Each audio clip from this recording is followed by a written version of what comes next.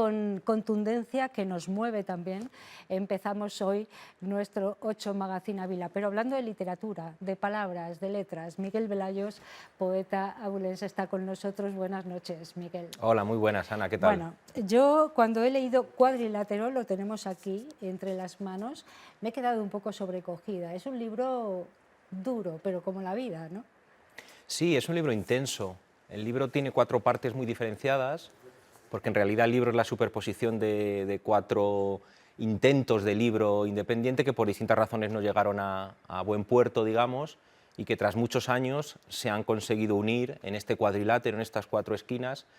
Y sí creo, como tú dices, que tienen en común esa intensidad, esa necesidad de ahondar, de profundizar en distintos temas, porque sí que es un libro que tiene un horizonte muy abierto en cuanto a la temática se refiere. 4 rounds, tendríamos que 4 decir. asaltos, sí. 4 asaltos, efectivamente, 4 que corresponden a diferentes periodos, a lo mejor, de la vida y de la escritura, pero que has querido, pues, concatenar de alguna manera, dar un cuerpo, ¿no?, a través de, bueno, del boxeo en este caso. ¿Por qué? Sí, eso es.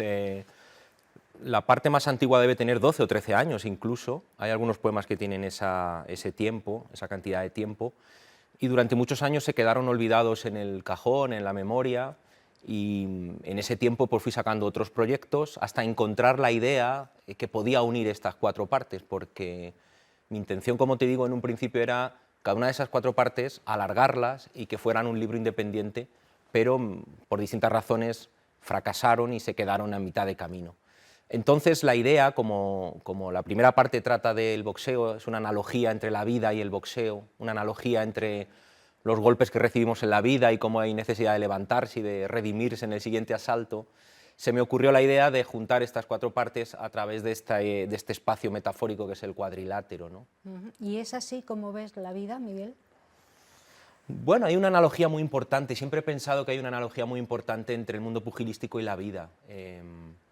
Todos nosotros recibimos golpes, cualquier persona que tenga determinada edad ha recibido golpes de la vida, hemos perdido seres queridos o hemos tenido experiencias de desencuentros, hemos perdido amigos, hemos perdido amores, hemos perdido ciudades, hemos perdido lugares y ha sido golpeado de alguna manera por la vida, pero también el libro muestra esa necesidad de levantarse, de intentar reivindicarse en el siguiente asalto y de recomponerte, ¿no? y tratar de avanzar con dignidad. Así que sí, de algún modo este libro participa de distintas visiones que tienen que ver con esa visión del mundo pugilístico, ¿no? En el cine se ha tratado varias veces, en la literatura también.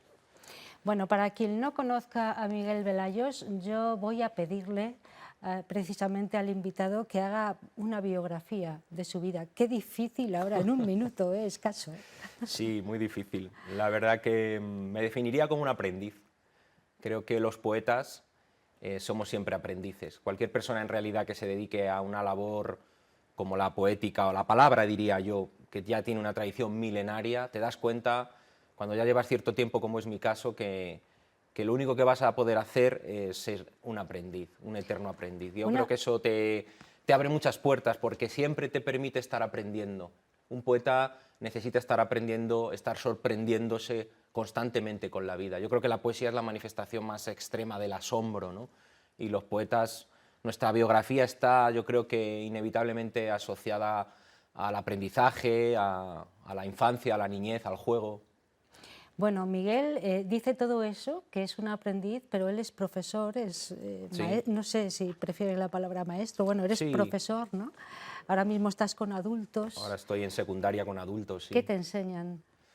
Bueno, yo creo que siempre se ha dicho que para poder enseñar algo tienes que aprender. Yo creo que esa es la máxima de un profesor, de un maestro. Cada vez que entras en un aula, entrar con humildad, igual que entrar en un poema con humildad, a recibir, a dar, pero también a recibir, a intentar enseñar, pero también escuchar. Y yo creo que esa es una buena premisa para dedicarse a la docencia, ¿no? Bueno, vamos a hablar un poco de tu trayectoria literaria, poética. Yo sí que he visto aquí, en Cuadrilátero, poemas muy cortitos, algunos de ellos, como esenciales, como constreñidos a la mínima esencia, pero que lo dicen todo, ¿no? Sí, ¿Por qué? ¿Era algo que estabas buscando? siempre me ha interesado la brevedad. Siempre, yo creo que desde mis primeros libros siempre han aparecido poemas breves, poemas que iban a la esencia, pero es verdad que en este libro, como tú bien dices, yo creo que por ese proceso de años, lo he estado corrigiendo durante 10 años, entonces he ido decantando en muchísimas circunstancias y en momentos muy distintos y han hecho que los poemas, primero que los que se quedasen eran porque me convencían realmente después de 12, 13 años y que muchos de ellos sufriesen muchas mutaciones y fuesen despojándose de todos los ornamentos y de todos los fuegos artificiales que puede tener para quedarse en la esencia. Aunque muchos ya de entrada eran breves, porque, como te digo, es un aspecto de la literatura que a mí siempre me ha interesado, la brevedad, el tratar de decir, o de sugerir, mejor dicho, el mayor número de cosas con el menor número de palabras posible, siempre es una máxima para los poetas, ¿no? Es difícil, sí. Sí, es difícil porque en realidad siempre tienes tendencia a añadir, o a sumar, o a poner de más, pero creo que con el paso de los años, con el paso del tiempo, te das cuenta de que en realidad la verdadera enseñanza de la poesía es ir a lo pequeño, a lo sencillo, a lo humilde. ¿A ti no te da así como cierto, no sé, movimiento de tripas el llevar a quirófano a un poema antiguo, por ejemplo, de hace 12 años y decir, no, esto no, y tal? Y, no sé, te da, no sé, Es un sistema, responsabilidad, es un sistema ¿no? que yo he aprendido de otros. Sí. Es un sistema muy antiguo, milenario. Horacio decía que un poema, un texto, en realidad, para que decidamos que es nuestro, que es válido, tendrían que pasar unos 9 años, decía él, ¿no? Y yo ese es un sistema que me gusta mucho ahora, pero que es verdad que cuando eres joven no eres capaz de hacerlo. Con el fulgor de la juventud te cuesta esa capacidad de corrección. Ahora yo creo que una vez que van pasando los años, como te decía, pues de algún modo es un sistema muy bueno, porque te permite depurar y decantar los poemas y cuando das a conocer un libro nuevo están ya muy, muy maduros, ¿no? Pero claro que da un poco de pudor enfrentarte a cosas de hace 12 o 13 años. Yo he habido muchos poemas de esa época que he eliminado, evidentemente.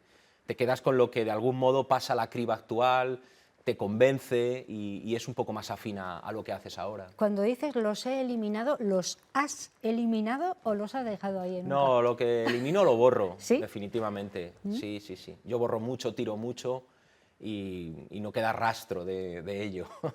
Creo que hay que borrar, creo que eso es una buena señal de que estás de alguna manera afianzándote en tu trabajo, ¿no? Que consigues desprenderte de ello, ¿no? Consigues tirar aquello que más amas, que es un poema, que cuesta mucho escribir un texto, pero cuando eres capaz de desprenderte de ello, cuando eres capaz de borrarlo definitivamente, te das cuenta de que estás esperando pues, resultados mejores o una vía diferente a esa que no te convencía, ¿no? Sí, es soltar algunas veces lastre, ¿no? Sí. Que nos tiene ahí una mochila enorme y bueno, a lo mejor hay que ir tirando cosas. Lo que pasa es Totalmente. que es muy difícil hacer eso, Sí, ¿no? es difícil. Yo Claro. creo que, como te decía, es un trabajo de madurez, es un trabajo que vas aprendiendo con los años. Cuando tienes 18 o 17 años, te cuesta mucho desprenderte de algo que has escrito el día anterior. Sin embargo, 20 años después, en ese mismo momento, después de acabar el poema, si ves que no te sirve, lo rompes, lo borras y se acabó, ¿no? Es cuadrilátero, tiene 4 asaltos bien definidos desde hace 12 años.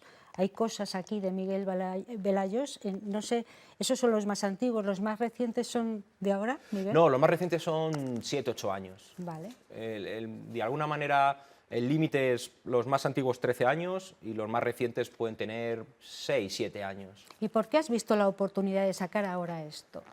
Ha surgido así, no ha sido nada premeditado. Como te decía también antes, han ido saliendo proyectos en estos 20 años de publicaciones y ha surgido el año pasado, encontré, quizá 2 ya, encontré esa idea de unir estas 4 partes perdidas a través de la imagen del cuadrilátero y ha surgido en estos momentos, o sea que no ha sido nada premeditado, sino que es una conjugación de que el libro esté terminado, más los tiempos de la editorial y surge ahora. Editorial Páramo, ¿trabajas habitualmente con esta editorial? Sí, con Páramo ya he publicado un libro de poesía anterior que se llamó Ofrenda a Vanidad y mi primer libro de relatos, que también estuvimos aquí hablando de él el año pasado, justo por estas fechas, en noviembre, La Curva, que es un libro de relatos que presentamos sí, en noviembre del año pasado. ¿Y dónde te encuentras más cómodo, literariamente hablando?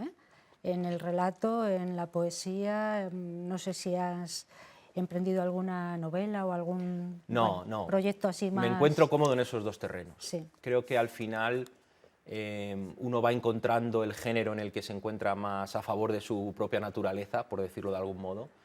Y en mi caso tiene que ver con la poesía y con el relato corto. Me doy cuenta de que esos son los dos géneros en los que me muevo más cómodamente, en los que tengo necesidad de comunicarme y de expresarme en esos dos formatos, en esos dos géneros. La novela requiere otras capacidades, otros conocimientos que yo no tengo. Así que de momento son esos dos géneros. Una disciplina quizá diferente, ¿no? Sí, Distinta. una voz continuada, Eso es. una voz que tienes que mantener casi en el mismo tono 2, 3, 5 años. Sin embargo, los poemas son sesiones muy fulgurantes, muy intensas, que tú escribes 1 o 2 poemas al día y aunque van formando un corpus y una voz, pero los puedes ir escribiendo en épocas muy distintas, como ocurre con Cuadrilátero. Sin embargo, la novela requiere una constancia, es una carrera de fondo, ¿no? Y diríamos que la poesía y el relato corto son carreras de media distancia o incluso sprints, ¿no? Bueno, tú eres un hombre muy comprometido desde el punto de vista literario, no sé si también personal, eso ya pertenece al ámbito privado, pero eres un hombre muy comprometido y además no te ha dado ningún pudor en mostrar ese compromiso. No sé si eso destruye o construye. Yo creo que comprometerse siempre es bueno.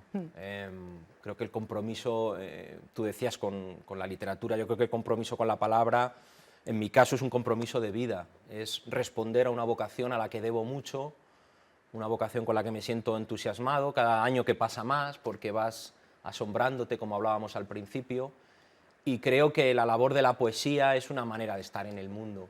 No es algo que hagas en ratos libres, ni es algo a lo que te dediques los fines de semana, sino que es un compromiso vital, es un compromiso existencial, es la forma en la que tú miras el mundo, la forma en la que te manejas en el mundo, la forma con la que te relacionas con los demás, y eso impregna tu espíritu, eso impregna tu manera de ser. ¿Piensas en verso?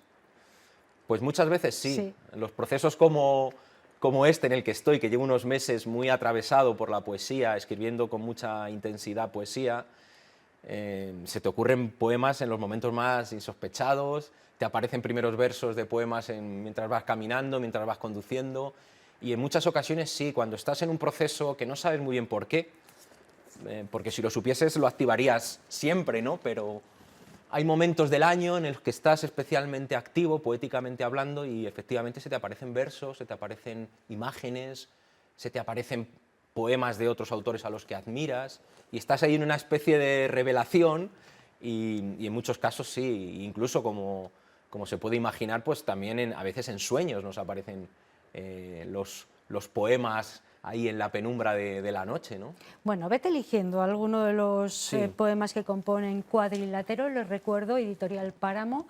Lo podemos encontrar en las librerías, entiendo ya, Sí. en Ávila, también imagino que en plataformas. No sé, cuéntame un poco cómo estás Sí, distribuyendo el trabajo. sé que en la librería Letras lo tienen desde el principio, en la página web de Páramo también se puede encontrar y supongo que en las demás librerías de Ávila tampoco habrá ningún problema, ¿no? Bueno, nos quedamos con Cuadrilátero. Miguel Velayos es su autor, Editorial Páramo. Búsquenlo ustedes, lo van a encontrar. Es un libro esencial, diría yo. Además habla eso, de la vida misma, pero haciendo una simbología muy especial y una parábola casi de lo que es la vida de cualquiera de nosotros a través del boxeo.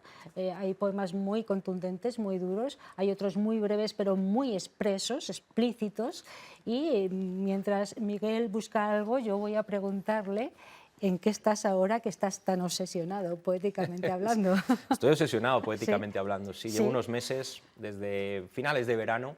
Mi plan era otro, yo venía trabajando los últimos año y medio más o menos, estaba preparando el segundo libro de relatos, pero la poesía se ha impuesto. Y esto suena muy romántico y parece muy dedicado a las musas, pero verdaderamente es así. Por razones que son muy misteriosas y que sería muy largo de contar, el caso es que llevo unos meses, sí, pues, muy imbuido de la poesía, escribiendo material nuevo, a la vez que corrigiendo material antiguo, y ese segundo libro de relatos pues, tiene que esperar su momento, su turno, porque cuando la poesía se impone, verdaderamente el ritmo, el tono, las imágenes, no puedes de alguna manera darla a la espalda, tienes que que atender a esa llamada exigente y sí es así, suena un poco extraño, pero verdaderamente es así. A mí me ha desbaratado los planes que llevaba en los últimos meses. ¿Y ya tiene nombre eso que te ha desbaratado? ¿O No, todavía no, vale. son sesiones muy diversas en las que aparecen tonos distintos y luego ya toca más adelante entrar a corregir y a pulir y a darle forma. Nos queda nada, muy poquito tiempo, Miguel. Me gustaría escuchar además Sí. en la voz del autor, que siempre es un privilegio escuchar alguno de estos poemas que componen Cuadrilátero. Recuerden, Miguel Velayos, editorial Páramo, búsquenlo. Y ahora escuchen, Miguel. Sí, vamos a leer el primer poema del libro, que es muy paradigmático de lo que uno puede encontrar, un poema breve, como tú destacabas, que hace esa analogía entre el boxeo y la vida. Se titula En tu rincón.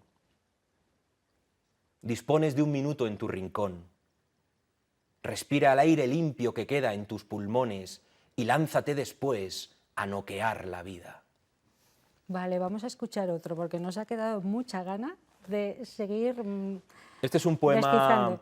al que yo tengo mucho aprecio, porque es un poema que tiene muchas versiones, se ha convertido en una especie de estructura musical y que he reescrito muchas veces, y está dedicado a nuestra ciudad, a la ciudad de Ávila, en concreto la primera vez que yo vine con mi mujer, con la que era entonces mi novia, y paseamos por primera vez por Ávila, y ella tuvo la revelación de que esta ciudad podría también ser el lugar de su origen, ¿no? Y esas especie de visiones que a veces uno tiene cuando está caminando por una ciudad desconocida la primera vez. Se titula Los excampeones visitan la ciudad amurallada. La noche que te hablé de Larry Holmes, la noche que me hablaste de Martin Luther King, la noche que escuchamos detrás de las murallas un rumor de luciérnagas, la noche en que dijiste, casi rozando el alba y con los labios fríos, que esta hermosa ciudad también podría ser la razón de tu origen.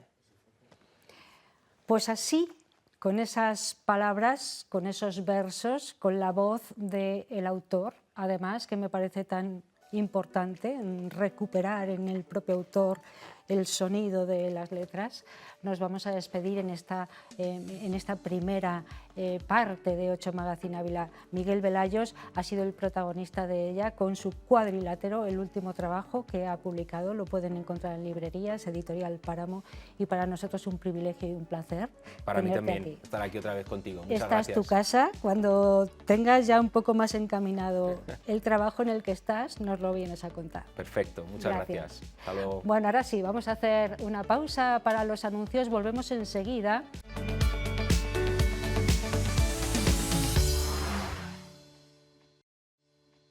Y hemos venido aquí al pequeño saloncito que tenemos en 8 Magazine Ávila después de los anuncios, porque hoy nos toca consulta de psicología. Retomamos además esa sección que tanto nos ayuda, a la que tanto agradecemos, pues que contribuya a nuestro bienestar, y por supuesto sin Chelo Díaz, que es nuestra psicóloga de cabecera, eso no sería posible. Chelo, buenas noches. Muy buenas noches. Ha vuelto a creer en nosotros, Chelo, y esta temporada está otra vez aquí. Y vosotros habéis vuelto a creer en mí. Hombre, por supuesto, cómo no. Es un placer. Bueno, además hoy vamos a hablar de un tema tristemente de candente actualidad, porque tenemos que hablar de desastres y de cómo se actúa, de cuál es la intervención psicológica en situaciones de emergencia o de catástrofes como la que estamos padeciendo ahora mismo en la zona de Valencia, también en otros territorios de este país, pero fundamentalmente y de forma contundentísima en Valencia, cómo se actúa, y entonces podemos ir por partes. Primero, lo que es una emergencia, lo que se considera psicológicamente una emergencia. Pues realmente es que de lo que hablamos es de trauma. Es decir, cuando hablamos de una emergencia, hablamos de que en cuestión de segundos, minutos u horas, la vida de esa persona, y en este caso de muchas personas y animales, pues les ha cambiado la vida. Cuando hablamos de una emergencia, hablamos de algo sobrevenido, algo que inesperado, algo que me pilla por sorpresa y que me cambia completamente mi vida. A partir de ahí podríamos hablar de muchísimas situaciones traumáticas y en este caso además con el componente de emergencia. Algo que es una emergencia es algo urgente, va asociado a urgente, es decir, no se puede demorar, es urgente la intervención. Normalmente cuando una persona sufrimos una emergencia, sufrimos una catástrofe, un daño, un trauma, lo primero que necesitamos es asegurar que nuestra, digamos, supervivencia está a salvo. O sea, la primera necesidad, se activan los mecanismos de, pues claro, de supervivencia. Tenemos un instinto de supervivencia. Los innatos, ¿verdad? Claro, al final somos un animal. Y se activa primero la supervivencia de la vida. Una vez que esto, digamos, ha quedado garantizado, ¿no?, en cualquier intervención de urgencia, en cualquier catástrofe, en cualquier trauma, accidente, en cualquier situación, lo primero es que nuestros instintos están enfocados a que la vida no se pierda, en la supervivencia personal. Después empezamos a enfocar y a abrir un poco el foco, ¿no?, y empezamos a ser conscientes de esto que acabo de vivir, qué, digamos, consecuencias, pues a lo mejor lo primero que miro es si físicamente estoy bien, si estaba con algún ser querido o animal, si está. Ya empezamos a abrir un poco el foco de lo que es importante, ¿no?, para nosotros en ese momento. Es importante decir que en cualquier situación de trauma, fíjate, yo lo llamo más trauma, ¿verdad? Se activan nuestras defensas naturales que sirven para protegernos y se activa un estado de shock. Es lo que te iba a decir. Estamos hablando de un trauma, de una emergencia, de una catástrofe, hay pérdida de vidas, hay pérdidas de la vida en general porque has perdido tu casa, has perdido absolutamente todo. Muy importante. Entonces, en ese momento, en esa situación de shock, sales, pegas el salto, pero luego ¿qué pasa? Ahí están los psicólogos, ¿no? ¿De qué manera? ¿Cuáles son los pasos que hay que seguir para acompañar desde el minuto 1 a esas personas? Desde el minuto 1, ¿cuáles son los pasos que hay que dar para el acompañamiento? Pues nosotros como profesionales, y esto en un momento dado, ¿no?, si no podemos estar presentes porque, no sé, pues en ese momento no está presente, ¿no?, y hay alguien que puede tener esa capacidad, es decir, puedo ayudar si yo ya me he ayudado. Esto es muy importante. Muchas veces, a veces, intentamos ayudar, acompañar a alguien psicológicamente cuando yo no lo tengo resuelto. Esto es peligroso. Esto es ponernos en peligro. Bien. Pero cuando nosotros intervenimos en trauma, en emergencia, hacemos una intervención urgente, lo primero que vamos a hacer es dejar que la persona, lo que llamamos un poco como ventilación emocional, legitimar. Ahí estamos viendo imágenes. Estamos viendo terribles, imágenes y las vamos a ver a lo largo de esta terribles, conversación, imágenes tremendas, tremendas, terribles. casos, y también de compañeros psicólogos que podremos ver que acudieron desde el minuto 1, como decíamos. Sí, yo quería decir también, aprovechando de los compañeros, el COP, el Colegio Oficial de Psicólogos a nivel nacional, ha habilitado unos teléfonos. En el COP se puede ver los habitados, yo lo he visto por Instagram, lo tienen colgado, unos teléfonos no solamente para pedir ayuda, sino a nosotros los psicólogos desde cualquier punto de España que queramos o podamos colaborar, han abierto unas vías para que nosotros nos ofrezcamos también como voluntarios, quien pueda, quien quiera, quien su circunstancia o su formación se lo permita. Bueno, estábamos hablando de un poco el proceso cuando hemos empezado a ver las imágenes. Claro. Cuéntame, ¿cuál es ese proceso? Pues lo primero que vamos a hacer es, por supuesto, vamos a legitimar. La persona va a estar en estado de shock, con lo cual, bueno, su discurso puede ser desde muy frío, como si te contara que, no sé, que ayer se le ha perdido un zapato, porque está desconectada, está desenchufada de sus emociones, lógicamente. Es una defensa que nuestra mente tiene para que no nos desbordemos emocionalmente y no colapsemos emocionalmente. Y en ese estado lo que vamos a hacer es facilitar que la persona pueda como ir poniendo narrativa y pueda ir saliendo del estado de shock sin forzarlo. Eso no hay que forzarlo, cada mente tiene su momento. Es algo que puede durar horas, puede durar días o puede durar incluso a veces, oye, pues algunas semanas, ¿no? No más. Es verdad que ahí ya... Acompañar, por lo tanto, en acompañar. silencio si es necesario o intentando también que esa persona pueda verbalizar, no sé. Una escucha activa. Una escucha Una activa. escucha activa. La persona va contando y acompañamos en su discurso simplemente, a veces incluso simplemente la persona te dice, y de pronto es que yo estaba ahí y tal, y entonces pasó que, y igual simplemente podemos repetir, entonces tú estabas ahí y entonces pasó esto, ¿no? Y, o sea, es un poco simplemente dejar que la persona a su propio ritmo Escucha. y la mirada. O sea, la persona se tiene que sentir vista. Esto es muy importante. Cuando recibimos una situación de emergencia, cuando la vida nos pone en esa situación y nos toca vivir algo terrible, y es sobrevenido, no lo elegimos, por eso es traumático y es... una de las cosas que va a marcar la diferencia entre que un evento traumático se me convierta en un trauma y un evento traumático lo pueda procesar y no se me convierta en un trauma, fíjate, hago la diferencia, va a ser la capacidad de procesar esa carga emocional.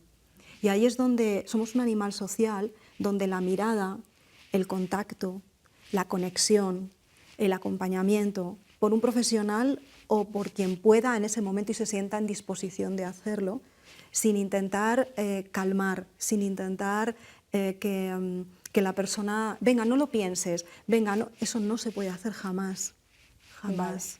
Vale. El enfado, el momento de ira, es una parte del proceso, ¿no? Sí, claro. Sí. Y de hecho, muchas veces significa, a veces la persona lo primero que le sale es la rabia. Significa que está saliendo del estado de shock. Lo cual, o sea, el estado de shock es una defensa, hay que entenderlo como tal. Y es una defensa saludable. Es, digamos, un poco que nuestra mente está calibrando nuestra capacidad, nuestra ventana de tolerancia para digerir la carga emocional que tiene que pasar por ahí. Entonces nos deja un poco como un estado de congelación, primero por la supervivencia, o sea, el estado de shock es por pura supervivencia, y luego para que podamos drenar. Y entonces a veces pasa que sale la tristeza o sale el miedo, la persona de pronto entra en una crisis de pánico y tiene una crisis de pánico igual horas después de que haya pasado la situación o cuando ya su vida está a salvo. Y de pronto, seguimos viendo imágenes. Sí, es que son dolorosísimas de ver, sí, ¿no? Tremendo. El de ver cómo sobrevivir a una catástrofe, pero claro, se necesita un acompañamiento psicológico. Somos un animal social. Claro, yo veo ahí la cantidad de ayuda que han tenido y a las personas que han sufrido ese trauma tremendo, el sentirse acompañados de esta manera está siendo muy terapéutico. Cuando llega ese voluntario, esa voluntaria con su escoba, con su botella de agua, con cualquier cosa, con su mirada, eso puede marcar la diferencia en muchas personas entre que esa situación se convierta en un trauma o no se convierta en un trauma, siendo una situación traumática. Desde luego que sí. Bueno, yo quisiera reparar también en los niños, porque bueno, estamos hablando desde el punto de vista del adulto, fundamentalmente, que de momento está en shock, que luego ya puede ir verbalizando, puede tener ira, puede no sé qué, pero ¿y un niño pequeño? Claro. ¿Cómo afronta una situación así? He oído incluso algunos comentarios de familias con niños pequeños que han sufrido esta catástrofe que decían, bueno, hemos intentado que fuera como un juego, tal, claro, no sé. Claro, ¿Cómo le puede afectar a un niño una situación así? Pues, a ver, las fases son las mismas. El niño entra igualmente en estado de shock, el niño igualmente pasa por las mismas fases que pasamos los adultos. La diferencia es que para el niño su base segura somos nosotros, el afuera, los adultos, sus papás, sus personas de referencia, ¿no? Sus lugares de seguridad, pero las personas somos su lugar de seguridad para los niños. Entonces, los niños van a manejar la situación como un espejo a como lo manejemos los adultos. Entonces, en el estado de shock ha habido muchos papás y mamás y familiares que han intentado pues, que los niños desconectaran un poco del miedo, ¿no? En ese momento de lo que estaba pasando, igual estaba pasando la riada o estaba pasando lo que fuera en ese momento, y a través de juegos o si no había luz, que los niños no tuvieran miedo, fantástico, porque ahí lo que hacemos es, bueno, pues que el estado de shock no se convierta en un pánico ¿no? y bien, y el niño siente que su lugar de seguridad está ahí y esto a ellos les va a calmar. Y después lógicamente ellos también hacen un duelo, ellos también pierden sus rutinas, pierden sus... han tenido sus pérdidas igual de su casa o sus amigos o su barrio o su mascota o... Los animales también sufren lo mismo, ¿eh? Sí. No olvidemos que los animales tienen como una edad como de un niño de 3 añitos. Ajá, sí, ellos también. Pero los niños, si nos ven a nosotros seguros, tranquilos, que vamos como digeriendo, procesando la información, ellos van sintiéndose seguros también para procesar. A los niños hay que dejar que cuenten también. Tienen, igual que nosotros, la necesidad de ventilar, de ser acompañados también por profesionales. Los niños, yo veía hoy en el telediario, fantásticos, unos niños colaborando y a ellos les hacía sentir bien colaborar con la limpieza, le estaban llevando comida a personas mayores y se sentían bien con esto. Y el regreso al colegio les ha venido bien también. Se han encontrado con los amigos, han podido contar su historia, es que ellos también necesitan hablar, igual que nosotros. Lo único, ellos no se diferencian de los adultos, nada más que nosotros, nuestra base segura se supone que la tenemos internamente, somos nosotros, y los niños, su base segura, somos los adultos. Bueno, nos queda poco tiempo y hay dos aspectos que me gustaría que abordáramos todavía en este tiempo de psicología dedicado en esta ocasión a la catástrofe de la Dana. Hemos hablado de que hay que actuar desde el minuto 1, pero sí. ¿hasta dónde y hasta cuándo? ¿Cuánto tiempo ha de perdurar un acompañamiento psicológico, una terapia, en fin, no sé? El inicio le sabemos, desde el minuto 1, pero luego... Yo espero y deseo que desde el minuto 1, creo que no ha sido así, pero espero y deseo que ahora mismo haya ahí un regimiento de psicólogos, es mi deseo. Cada persona, ¿qué pasa? Cada persona, Ana, cada persona, mira, va a depender de si la situación traumática la estoy pudiendo procesar y entonces no se me va a convertir en un trauma, y para esto va a ayudar, esto es el acompañamiento, la mirada, obviamente sentirme que de alguna manera voy a poder levantarme de esto. Ahí es verdad que los papás sociales, ¿no? Hablábamos de los niños, que su base segura somos los adultos, en los adultos nuestra base segura somos nosotros mismos, pero tenemos unos papás sociales, ¿no? Que si nos sentimos abandonados por los papás sociales, vamos a llamar pues, los que mandan y los que tienen que proveernos de esa seguridad y de esos pues enseres, ayuda, ¿sí?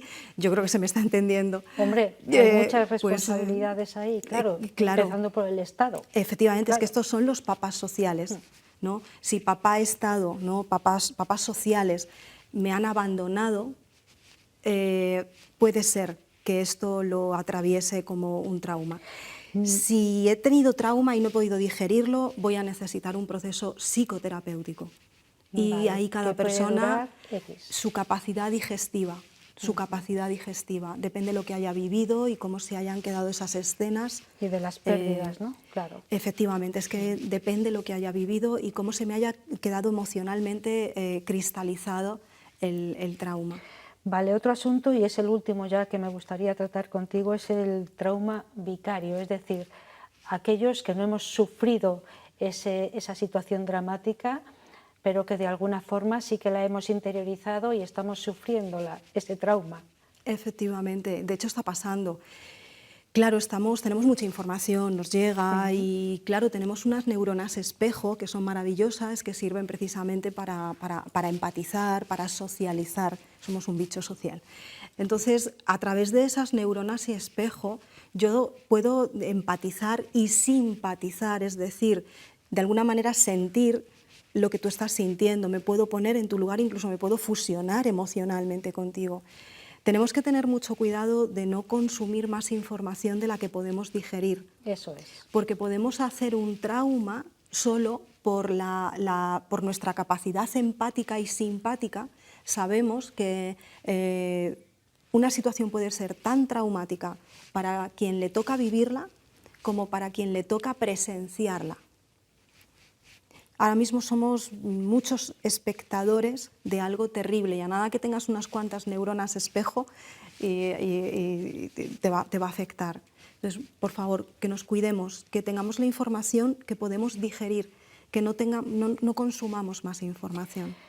Bueno, pues ahí lo dejamos, muy importante lo que nos cuenta Txelo, lo que nos ha estado contando de cómo llevar ese acompañamiento psicológico en situaciones de emergencia, en situaciones dramáticas como la que aún estamos padeciendo, y también ese trauma vicario que a todos yo creo que de una u otra manera nos ha afectado. Muchísimas gracias, Txelo Díaz, A vosotros. por acompañarnos. Nos encontramos en 15 días más o menos, luego lo vemos, ¿vale? Para seguir hablando de psicología y para seguir sintiéndonos mejor. Gracias a ti, muchas gracias. A vosotros. Vamos a hacer la segunda pausa para los anuncios y luego tenemos una nueva sección, pero no les cuento ahora más, luego.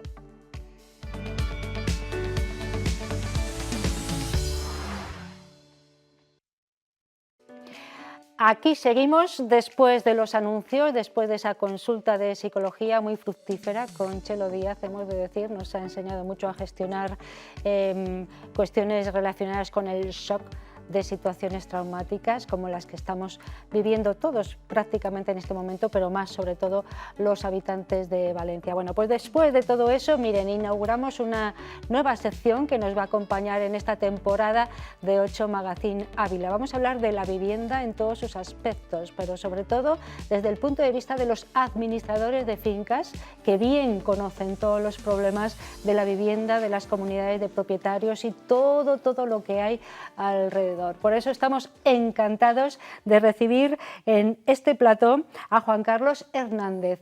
Él es administrador de fincas. Buenas noches, Juan Carlos. Buenas noches, Ana. Y en esta ocasión además viene representando al Colegio Oficial de Administradores de Fincas de Ávila. Efectivamente. Hoy no ha podido estar la presidenta del colegio o algunos de sus miembros, pero bueno, yo estoy un poco en representación de todos los compañeros que formamos el Colegio de Ávila. ¿Cuántos compañeros? Somos alrededor de 40 personas, 40 entre Ávila y personas. provincia.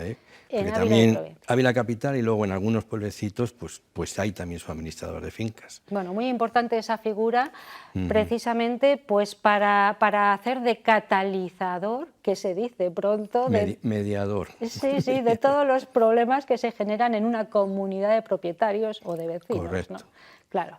Bueno, todo eso va a formar parte de esta sección mensual, una vez al mes. Vamos a hablar de los problemas de las viviendas y además hemos de decir que tenemos las puertas abiertas a que ustedes hagan sus consultas, Juan Carlos, ¿a que sí? Sí. Bueno. Luego se filtrarán, oye, y aquellas que sean más interesantes, Iremos no hay ningún dando problema, paso exacto, en por contestarlas en el siguiente programa las podemos atender. Ustedes se ponen en contacto con la 8 Ávila, dicen que es para el magazine, para hablar de la vivienda, nos cuentan el problema y se lo trasladamos a los administradores de fincas. Ese es el correo al que ustedes pueden mandar todas las consultas, sugerencias o problemas que tengan en ese momento. 8 magazine con z ávila@rtvcyl.es. ¿Vale? Dicho lo cual, vamos a empezar, vamos al lío, Juan Carlos.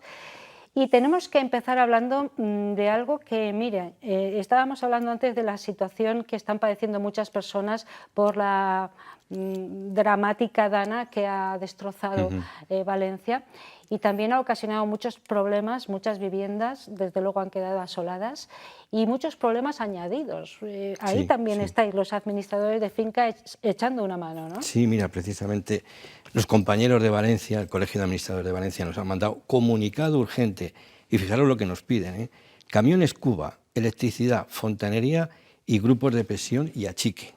Son algo que podemos intentar ayudarles, enviar desde aquí, desde Castilla y León, esta serie de cosas que nos piden, ya cosas muy concretas y que son allí necesarias. Ya no hablamos de personas, sino es material, camiones cuba, equipos para generadores eléctricos, fontanería, personal, fontaneros. Es que no hay fontaneros para tanto desastre. Efectivamente, claro. No hay profesionales. Si añadimos esto, pues allí están perdidos, no hay ni personas ni equipos. Y fijaros lo que nos piden. No nos piden dinero, no, que mandemos esta serie de material.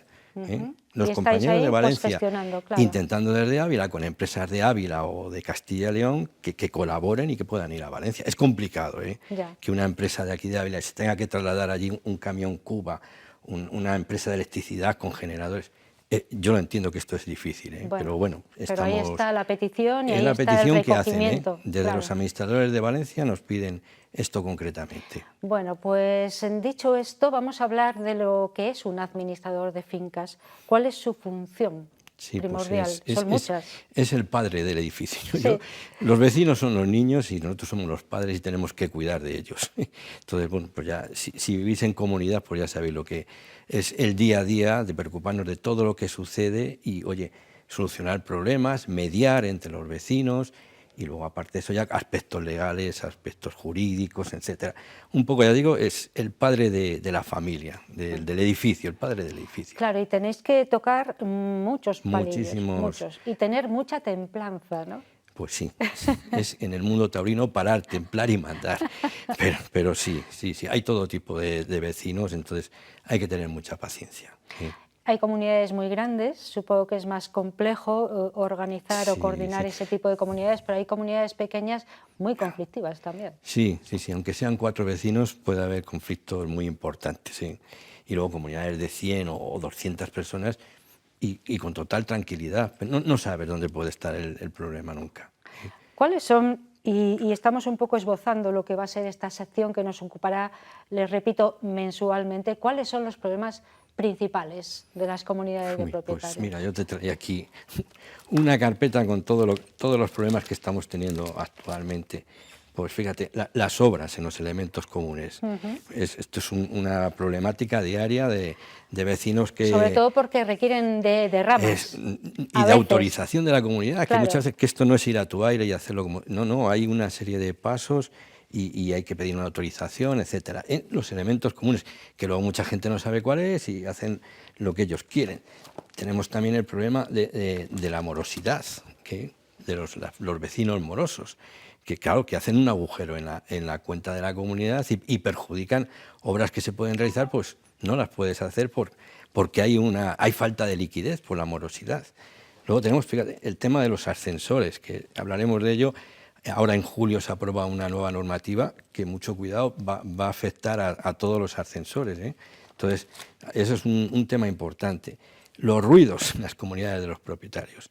Ya no que tengas debajo el local con el bar, sino los ruidos entre los propios vecinos, que son causas de problemática diaria. Hemos hablado de la morosidad. Luego ya tocaremos, por ejemplo, en el verano, las piscinas comunitarias. Uy, sí, otro asunto importante. Muy interesante, ¿eh? Los pisos turísticos, que está de moda, los ocupas, ¿qué más tenemos? Luego ya aspectos más internos de lo que es el administrador, las actas, las reuniones, pero bueno, los problemas más graves son los que hemos hablado al principio. O sea que nos preocupa mucho el día a día, las obras, los ascensores, el mantenimiento, los problemas de derramas extraordinarias, las relaciones entre vecinos. Eso es. Vale, y después me quedo entonces con el tema de ocupación de viviendas, que también es un tema candente. De ese tema, sí. En Ávila, afortunadamente, no, porque a lo mejor ya estamos apenas, transmitiendo, ¿no? Una idea. No, puede haber algún caso aislado, pero no, Ávila no es una ciudad. ¿Tampoco en la provincia? Bueno, en la provincia quizá viviendas de segunda quizás ocupación. en los pueblecitos, sí, en segunda residencia puede haber, pero ahora mismo de en segunda Ávila residencia, quería decir. se da algún caso, pero que no es lo que vemos en los programas de televisión de callejeros. No, esos casos extremos no. Vamos, que conozca yo en las comunidades que han visto. Otros compañeros quizás puedan tener algún caso, pero no. Aquí en Ávila de momento estamos tranquilos. Y viviendas de uso turístico, eso sí que está en la orden del día. Podríamos detenernos un poquito. ¿Cómo está Ávila en ese aspecto? Va habiendo cada vez más. Hay más una viviendas. legislación que todavía no está muy definida, entonces, pues claro, es muy ahora complicado. se ha puesto de moda que las comunidades prohíban el uso de las viviendas para destinarlas a viviendas de uso turístico. Entonces, bueno, vamos a ver si el Estado aprueba una ley que andan en ello y a lo mejor esto se acaba, se para, se regula de una manera ya más concreta y evitamos los problemas. Que no, el abrir una vivienda de uso turístico no tiene por qué causar problemas si se hace todo bien, pero bueno. Bueno, claro, pero es una fuente de problemas. Sí que puede aumentar la especulación, ¿no? del alquiler de viviendas, ¿no? También. Claro, hay muchos inversionistas que lo que están buscando este tipo de vivienda para luego destinarla al uso turístico. ¿Sí? Y también producir gentrificación, es una palabra un poco así, pero también una despoblación de los cascos históricos, etcétera, etcétera. Este tipo de vivienda, pues en Ávila, ¿dónde se va a dar? En la zona centro. No busquemos pisos en la Toledana. Y se acabaron los vecinos. Y se acabaron los vecinos, sí. En un edificio pequeñito montas 2 viviendas de este tipo y, pues claro, puede traer problemas al resto de los vecinos. Entonces, bueno, hay que regularlo muy bien, este tema. ¿Vosotros mantenéis reuniones periódicas? Me refiero a los administradores de fincas para formaros en determinados aspectos novedosos o, en fin, en legislación, etcétera, etcétera. Entiendo que sí, ¿no? Normalmente también tenemos relación con el Colegio de Madrid y ellos hacen reuniones virtuales o videoconferencias, cursillos, y estamos pues semanalmente formándonos, y luego hay congresos anuales, encuentros, etc. Viene algún letrado y nos da una conferencia. O sea, estamos continuamente en formación, eso es lo importante. ¿Y cuáles son los principales valores o cualidades que tiene que tener un administrador de fincas para solventar una reunión de propietarios de 40 vecinos? Sí, ¿Qué hay que hacer? Escuchar. Vale. Intentar escuchar. Oír sí, pero escuchar a las personas, paciencia, oye, y luego intentar atender a todos es imposible, pero bueno, y luego llevar un buen orden del día, seguir los pasos, y luego queda la labor, una vez que finaliza la reunión, pues de todos esos acuerdos que se han adoptado, pues cumplirlos y ya está. Pero sobre todo, oye, paciencia y saber escuchar a todos los vecinos. Y una pregunta que se me ocurre, pero ya les digo otra vez a los espectadores que pueden hacer todas cuantas quieran, que iremos resolviéndolas pues en el grado de urgencia o necesidad. Pero, ¿qué derechos tienen los inquilinos, si es que los tienen? Uy, madre. Sí, hombre. Lo primero, el inquilino, bueno, el arrendatario. Dentro de un edificio. El arrendatario con el arrendador ha firmado un contrato. Y ahí hay unas cláusulas que tiene que cumplir. Y una de las cláusulas que dice es que el arrendatario, se supone que conoce el régimen de la propiedad horizontal o las normas que regulan y que las acatan. Eso se dice es una de las cláusulas. Entonces ya el arrendatario se está sometiendo a las normas, estatutos o reglas que tiene la comunidad y tiene que cumplirlas. Y si no las cumple, hay que ir a por el propietario, bueno, a por el arrendador y el arrendatario. Hay que llamar la atención a los dos, eso es lo importante. No solo es el inquilino el responsable, es el propietario y el arrendatario. Los dos son los responsables. Vale, y el inquilino sí tiene derecho a estar informado de cuestiones como cuándo se pone la calefacción o cosas de esas. Sí, ¿no? hombre, normalmente, pero siempre es a través del propietario. Nosotros somos administradores de comunidades de vecinos o propietarios, no de los inquilinos o arrendatarios. Eso también que quede muy claro, porque muchas veces nos llaman a nosotros el inquilino. No, oiga, usted contacte con el propietario que le informe y el propietario que contacte con nosotros que le informaremos a él. Pero ya de por sí considerar que él es el propietario, pues no. Claro. Siempre a través del propietario. Bueno, pues en tu casa y en la mía es el título de esta sección que mensualmente nos va a acompañar en 8 Magazine Ávila. El Colegio Oficial de Administradores de Fincas estará aquí con nosotros hoy, representado por Juan Carlos Hernández, que es administrador de fincas, perteneciente a este colegio, uno de los que hay en Ávila. Hemos dicho que 40 y tantos en toda la provincia. Es único, solo hay este colegio. No, digo administradores. De administradores. Sí, no, 40 y tantos colegios, no, por Dios. Sí, administradores de fincas, unos 40 y algo, ¿no? En la provincia. En Ávila capital y provincia. Centrados sobre todo en la capital. En Ávila, exacto, donde está la mayor parte de los edificios, exacto. Bueno, Juan Carlos, un placer. Gracias por haber aceptado nuestra invitación. A partir de ahora tendremos una charla periódica para hablar de la vivienda, un bien imprescindible y un derecho universal, recogido además en la Carta de Derechos Universales. Y generador de problemas. Y generador de problemas. Intentaremos resolverlos aquí, en este espacio. Y que estén pendientes porque en cada programa vamos a tocar temas muy interesantes, y que no son del más allá, son del día a día. Del día a día, de hoy y de mañana. Y que lo que digamos se puede aplicar. Bien. Juan Carlos, muchísimas gracias por haber aceptado la invitación y hasta muy pronto. Gracias. Hasta luego. Vamos a hacer la última pausa para los anuncios y ya enfilamos nuestra recta final, que será musical. Vamos a hablar con la banda de música de Ávila. Bueno, no con todos sus componentes, porque son muchos, sí con quienes les representan, porque además están de cumpleaños también, luego se lo contamos. Y terminaremos con la música de una pequeña sección de la banda de música de Ávila. Así que no se muevan mucho, que tenemos música a la vuelta.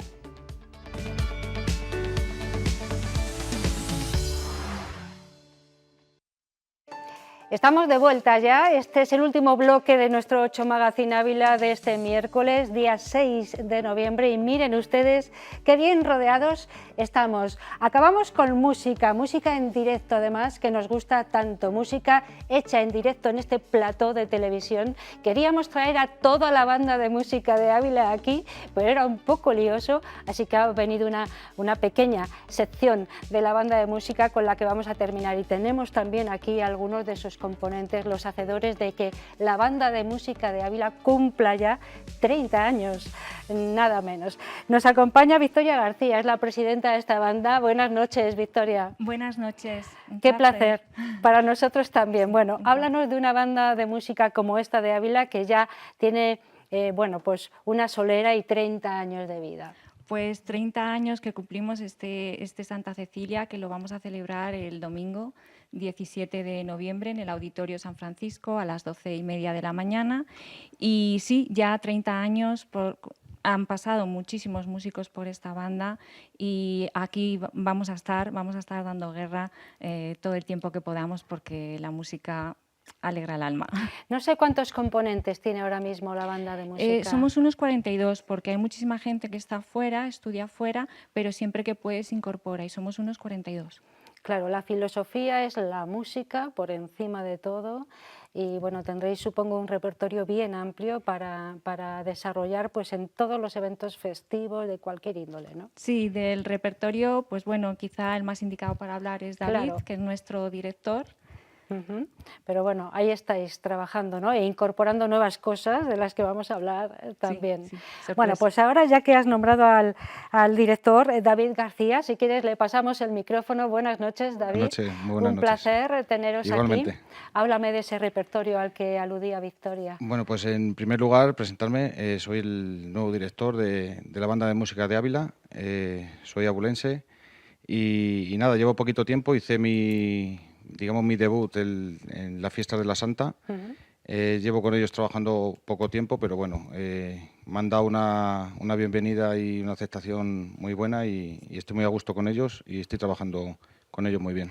Oye, ¿y cuáles son las características que ha de tener un director para saber guiar a 40 y tantos músicos? Eso es bien difícil. Bueno, pues hay que tener, como se dice, mucha mano derecha. Sí.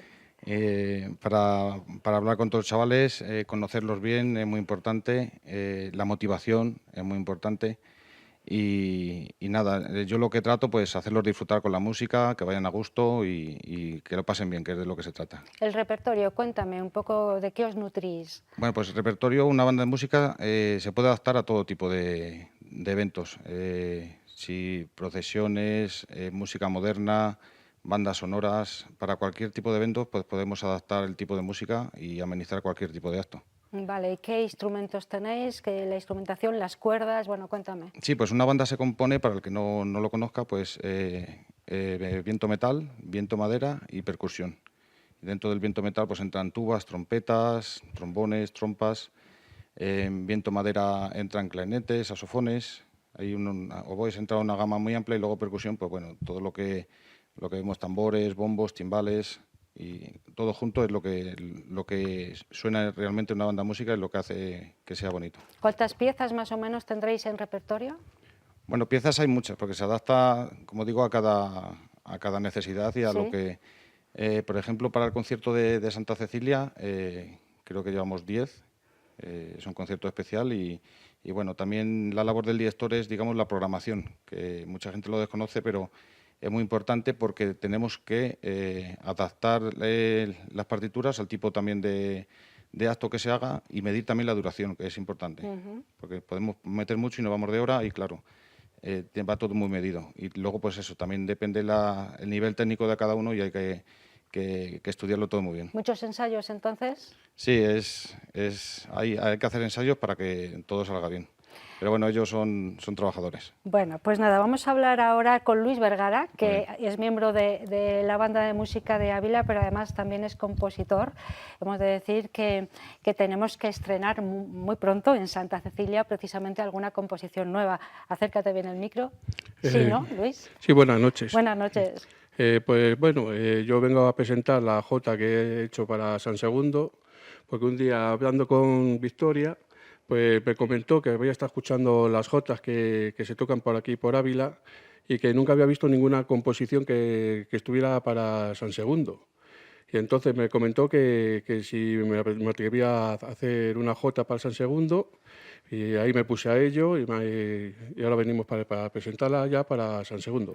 Una jota que tiene unas características muy específicas y que, bueno, adaptarlas a una banda de música, pues no debe ser fácil, ¿no? Sí, está diseñada para una banda de música, claro. Aunque luego con la instrumentación sería fácil pasarla para un grupo de pandurrias o de dulzaina y tamboril, sería fácil también pasarla. ¿Tú formas parte de la banda desde cuándo? Yo soy miembro fundador. ¿Ah, sí, Luis? Sí, ya o sea, en que ya el llevas 95 30 ya ¿Sí? estuve yo ya en la formación. Bueno, y habéis hecho una jota muy especial para San Segundo, por eso, y te pido que le pases el micro a Jesús Martín Calvo, Hola. que es representante de la Cofradía de San Segundo. No sé cómo recibís este regalo, Jesús. Pues es un regalo que nosotros siempre estamos abiertos, nos han hecho muchos regalos, la estatua el año pasado que nos hicieron, un libro, pero una jota que es lo típico de Ávila, culturalmente, que siempre hemos dicho que San Segundo tiene mucha cultura para la ciudad, creo que merece la pena, sí, es una buena idea y nos encanta. Bueno, y de hecho yo creo que vamos a ser testigos de esa entrega, ¿no? De ese regalo, Jesús, que ahí tienes. Muchísimas gracias. Las partituras de la Muchísimas jota. gracias. Victoria, ¿quieres hablar? Sí. Pues Cuenta. nada, es un placer contar en la banda con David, contar con Luis, compositor, tiene a media familia metida dentro de la banda y poder presentar esta jota en este programa, podérsela A ver, dar. Jesús, muestra la Sí, cámara, la además lo partitura. pone Muy bien. por Luis Vergara, la jota San Segundo, donada Allí, para... Jesús. Ahí la estamos viendo, esa es la partitura de esta jota, que ¿qué nombre tiene? La Jota de San Segundo, Jota San ¿no? Segundo. Jota San Segundo. ¿Cuánto tiempo te ha llevado, Luis, a hacer esta jota? Pues más o menos... Espera, ponle el micro. Pues aproximadamente pues unos 6 o 7 meses. 6 o 7 meses. Bueno, muy bien. Sí, pues siempre nada, ahí se- trabajando. Y luego, Victoria, sí que tenemos que hablar que tenéis un concierto muy próximo Sí. para celebrar Santa Cecilia. Cuéntanos cuándo, dónde, de qué Sí. manera. El domingo 17 de noviembre celebramos en el Auditorio San Francisco Santa Cecilia y con doble motivo porque además es nuestro 30 aniversario. Entonces estamos doblemente ilusionados y ahí va a haber sorpresas, en todos los sentidos. Bueno, pues estamos encantados de recibir aquí a una parte de la banda de música de Ávila. 30 años cumplen ya. Ya saben que tenemos una cita allí en el Auditorio de San Francisco el próximo 17 de noviembre, celebrando Santa Cecilia con sorpresas, con novedades, y además hemos sido testigos de un regalo muy especial a la Cofradía de San Segundo. Jesús está aquí representando a esa cofradía porque han hecho una jota, la jota de San Segundo, para precisamente disfrutar con la cofradía y con todos los abulenses de jornadas dedicadas al patrón. Y nosotros somos felices de terminar además hoy con la banda de música de Ávila, con una sección de la banda de música de Ávila. Así que invito al director y a este miembro veterano de la banda que se incorporen con sus colegas. Tomad posición. Mientras tanto, os doy las gracias. La Sí, foto, sí. hemos recreado la foto de hace 30 años, en el mismo sitio. La foto, cuando se fundó la banda en la escalinata de San Segundo, Del cartel la que hemos tenemos recreado. ahí. Sí. Vale, y ese cartel es el cartel que anuncia un poco, lo están viendo ustedes, el concierto de Santa Cecilia en su 30 aniversario, 17 de noviembre a las 12:30, veo, ¿no? Sí. En el Auditorio de San Francisco. Bien bonita la foto. Mejor y todavía más interesante el concierto. Sí. Victoria, muchísimas gracias, Muchísimas por gracias. haber estado con nosotros, por haber aceptado esta invitación. Jesús, un placer teneros Muchas gracias aquí. por contar con nosotros siempre. Gracias. Gracias a vosotros. Y ya creo que tenemos a este grupo, a este sexteto, digamos, de la banda de música de Ávila, con la que vamos a despedir este 8 Magazine Ávila de hoy. Les damos las gracias a todos ustedes por haber estado con nosotros un día más. Esperamos que les haya gustado la oferta televisiva que les hemos planteado. La semana que viene tenemos otra cita, el próximo martes. Hasta entonces, cuídense mucho, sean todos lo felices que puedan. Les dejamos con el disfrute de la música en directo de una sección de la banda de música de Ávila. Adiós.